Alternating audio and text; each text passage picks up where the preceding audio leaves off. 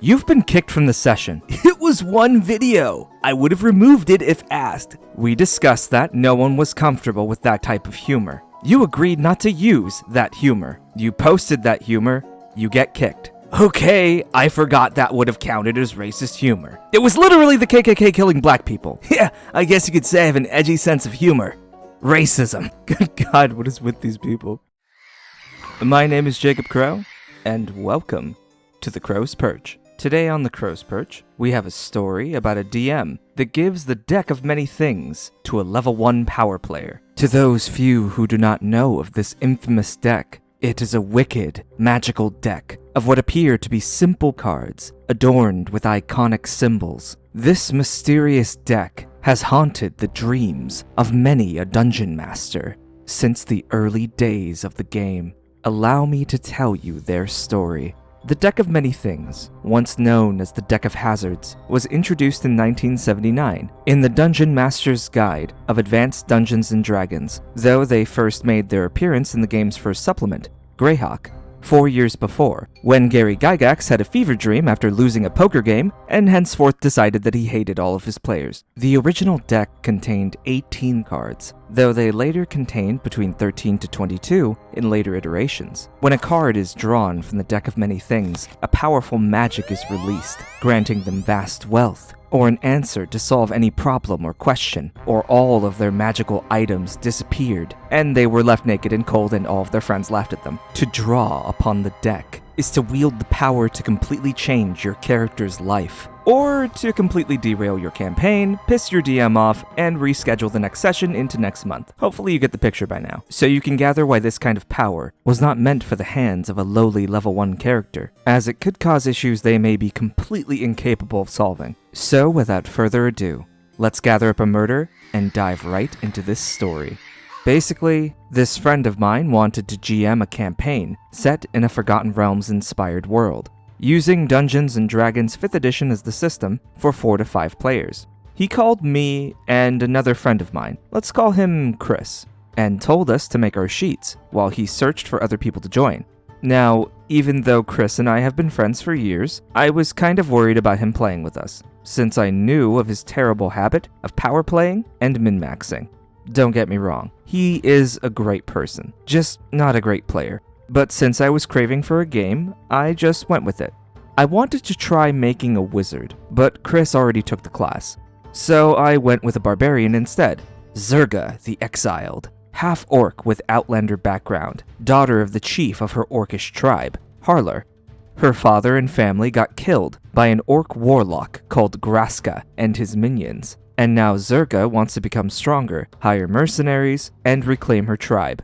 Even though I was not expecting to play a barbarian, I quite liked the character. She even had a mastiff pet named Krog, which she found in a ditch as a puppy. Chris made a noble high elf wizard named Elthor, which had not only copious amounts of gold, but homebrewed his background feature, servant, into a slave.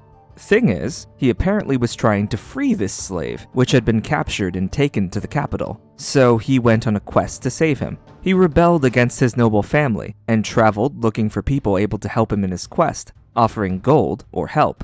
At first I was surprised at his character, as he normally keeps them simple, only driven by the lust for power and knowledge, no matter what. So when I saw this fleshed out idea, I had a bit of hope that he might just play this game like a normal human being, instead of exploiting every single facet of his character. Honestly, I was kind of excited to see how our characters would interact.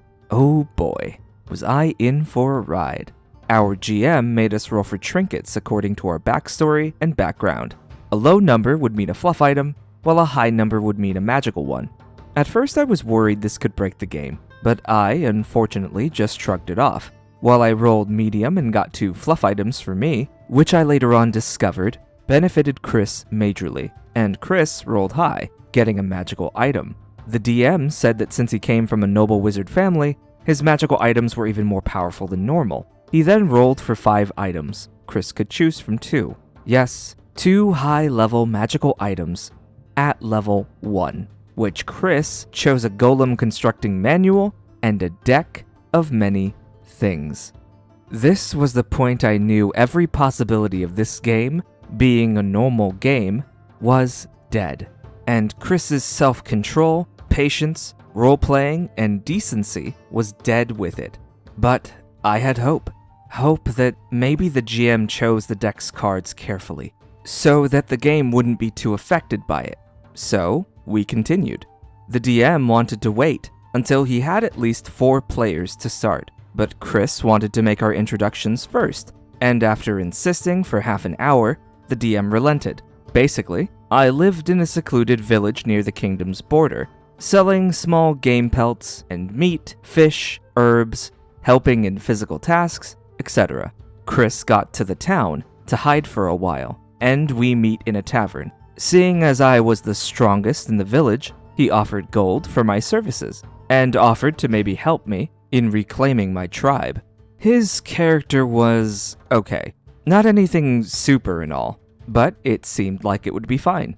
After a while, he drew his first card from the deck, Ruin, which made him lose every non-magical item he had. I thought this was the DM's doing, maybe to balance his character and all, but no. It was random. He then drew another card, Comet, which made him level up 1 level instantly with the next monster he killed. He then started searching for a monster with Detect Magic and detected an invisible quasit near the woods. He, somehow, held it with Mage Hand and hit it with magic missiles, but did not kill it. The quasit escaped from his grip, became a centipede, and hid underground.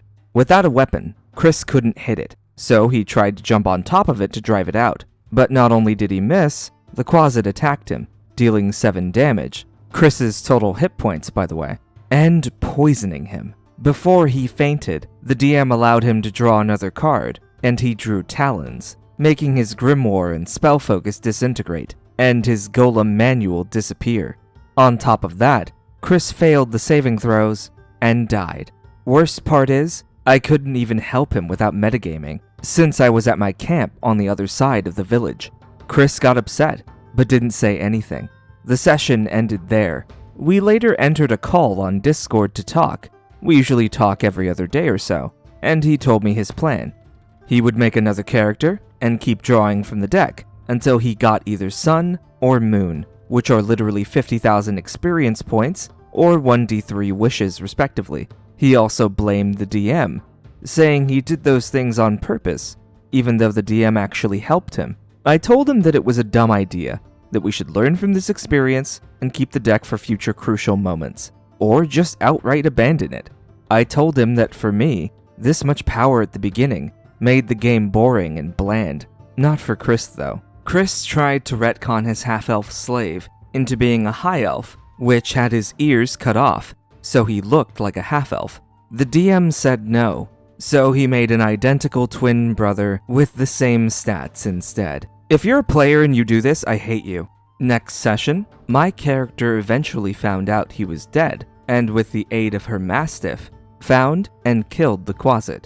Thing is, this quasit was probably Graska's doing, the warlock from my character's background, due to some clues I found, and that he had had a lot of quasit minions. My character promised to carry on her contractor's wishes, now that it overlapped with her own story. Now, enter Elthor's twin brother, Cathor. Also, did I mention Cathor was with the half-elf slave I was searching for? Yeah, there's that. The scene was kind of funny though, since everyone in town thought the elf came back from the dead, even my character thought he was a ghost. Basically, this was the same character as Elthor, but more of a duck. Treated others as inferior beings, even Zerga, which was the only one in the town to offer help. Thing is, he was lawful good? When asked how a lawful good character could be such a duck, he replied with, "My character is loyal to his family, and does think he is superior to everyone. Even though he believes they are deserving of life, they don't deserve respect."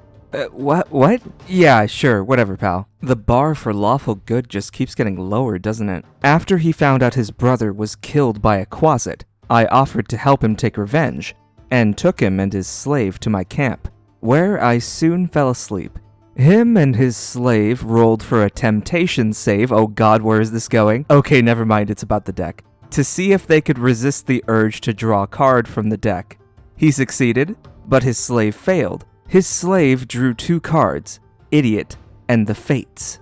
He used the Fates to bring Elthor back from the dead, and him and his brother reunited, while my character just thought she was dreaming or drunk. For a second, I was relieved. I thought he was going to go back to play with his original character, and Cathor, the twin brother, would take the deck away, preventing more chaos. But no, he wanted to play with Cathor now. He said that Cathor wasn't going to draw any cards, just protect the deck and his family. A few minutes later, though, he drew 2 more cards. And guess which ones? Throne and Sun. What did he just say? He said there's a storm coming in. Yeah, that one. The one that makes a level 1 become a level 9 in seconds, and gives him a magic weapon. And with this, my greatest fears became true. The DM actually didn't take out the most OP cards from the deck, and to top it off, he gave it to a power player. Chris even suggested to the DM that he could split the XP in half for him and his brother, but that would make them 2 level 7 wizards, which in my opinion is even worse than 1 level 9. I suggested that Cathor became an NPC and Chris played with Elthor instead, but he was having none of that. The session ended there, and I just felt my energy, excitement, and enjoyment for the game simply disappear. Not because I wasn't high level like him, but because I actually wanted to enjoy the game from the ground up and make stories with our fellow players. With such a high level disparity in the party, the encounters will basically be either too easy because he can kill them with powerful spells, or too hard for everyone else because they will be balanced to his level. Also, knowing Chris, he would use his spells and powers to enforce his will on the other players, and no one would be able to say no, since he could kill anyone with a single spell. And the worst part, he doesn't want to let go of this. I said that the game didn't even start. This was supposed to just introduce us, but he didn't listen to me. He told me in private that if the DM doesn't let him play with at least level 5, he will quit and try to convince other potential players to not enter this campaign. I spoke with the DM and told him how I didn't even feel like playing anymore, because this was feeling more like a power fantasy game than a good role-playing campaign. He told me to chill. He would talk with Chris and convince him to either play as a 3rd level or make a new character. And if he doesn't accept, he will kick him or kill his character. He even told me that if he doesn't comply to give up on his power, we will search for new players to join the game. Players that Chris can't influence. And that was basically it. The story on how my friend became level 9 in 2 sessions. Honestly, I don't even know what I should do or how I should feel. Even though Chris had exploited his characters before, this was the first time I saw him actively trying to ruin a game, and even threatening to discourage others to join. But I have to admit, the DM also contributed to this, giving these insane magical items right at the beginning. I will probably just quit if his character stays high level, but I hope this doesn't affect our relationship. I see it as just a game. No need to be angry in real life because of that. I hope Chris looks at it the same way I do. Summary: DM gives a deck of many things to a level 1 power player, and he becomes a level 9 wizard. Okay, so the DM ruined this entire campaign, single-handedly. Power players are power players. There's no way you can change that. Min-maxers will be min-maxers. But if you provide ways to which the min-maxer can interact with things aside from just hitting hard in combat, they will feel compelled to interact with those other things, like a magic item that could influence how they talk to people or give them other benefits like that. There are always ways to navigate with your power players, to work with them instead of against them. But this DM just takes the cake for coming up with the dumbest solution to this problem. Oh, I'll just make him level 3 instead, when him being a higher level is the issue, an issue entirely of his own creation, by allowing a low-level player to have the deck of many things. There's a reason why it's portrayed as such a legendary, mysterious, and unique item. It shouldn't just be something you pick up in a random loot table. In a particular 4th edition adventure, known as The Madness at Gardmore Abbey, presents the deck of many things as the titular magic item of the adventure, where horrible catastrophes and other strange happenings have been caused because of the deck's use in the adventure. People can say what they will about 4th edition Dungeons & Dragons, but I think this is a really cool concept, and you could easily convert this adventure to another game you're playing. Thank you for tuning in to today's story. If you would like to listen to more stories from this channel, then please consider subscribing to the channel. And if you're feeling extra generous, feel free to join the Burb aristocracy on the Crowes Perch Patreon, and you too could become a Baron of Beaks, like my patron Anja. This week we have a special Art of the Week. Art of the Week! This delightful piece by user Nevertonix on the Crowes Perch Discord is a fantastic rendition of the Kenku Druid Kithmet that I shall be playing in the multi-part Dice Goblins Heist.